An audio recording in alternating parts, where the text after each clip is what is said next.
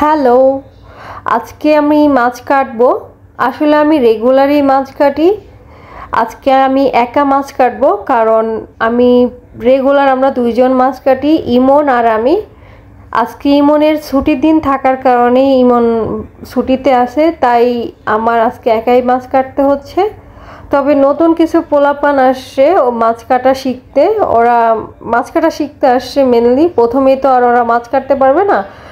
আমি যখন মাছ কাটা শিখতে আসছিলাম, তখন কিন্তু আমি 3 দিন পর্যন্ত শুধু দাঁড়িয়ে দাঁড়িয়ে মাছ কাটা দেখেছি। প্রায় বলতে পারেন প্রসেসিংগুলো আমি মুখস্থ করছি, যে ওনারা কীভাবে নাইফ ঢুকাচ্ছে, কীভাবে কি করতেছে এটা।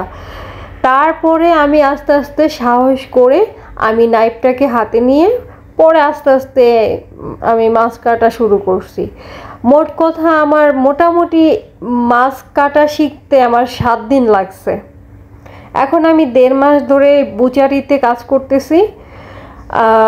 তাই আমার মোটামুটি এখন আমি একাই সমস্ত মাছ কেটে ফেলতে পারি, এরকম আমার হাত চালু হয়ে গেছে। আর ইন্টার্ন করতে আসছে কিছু পোলাপান, ওরা শিখতেছে। অবশ্য আমিও ইন্টার্নই করতেছি এখানে বিএফসিসিতে।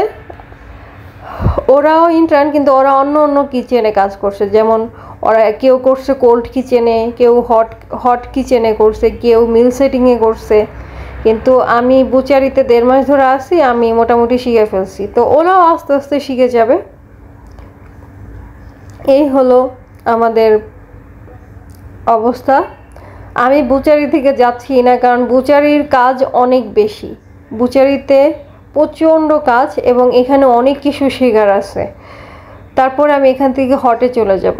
আর মাছ কাটা মোটামুটি আমার শেখা হয়ে গেছে এবং হাতও ফাস্ট হয়ে গেছে। তাই আমি চাচ্ছি না যে এখন এই মাছ বুচারি থেকে চলে যেতে। বুচারি থেকে যদি এখন আমি চলে যাই, তাহলে আমার মাছ কাটাটা আবার আমি ভুলে যাব। এই জন্য আমি অনেক লং টাইম নিয়ে আমি মাছ কাটাটা নিজের আয়ত্ত করছি আর কি। যাই হোক, ওরাও একদিন মাছ কাটা শিখে যাবে, আমার থেকে ভালো মাছ কাটা শিখে যাবে।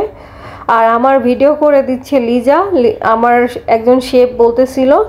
এই ভিডিও করে রাখার কারণ একটাই, যেন নেক্সট টাইম এই কাজগুলো আমি কোনো জায়গায় গেলে দেখাতে পারি।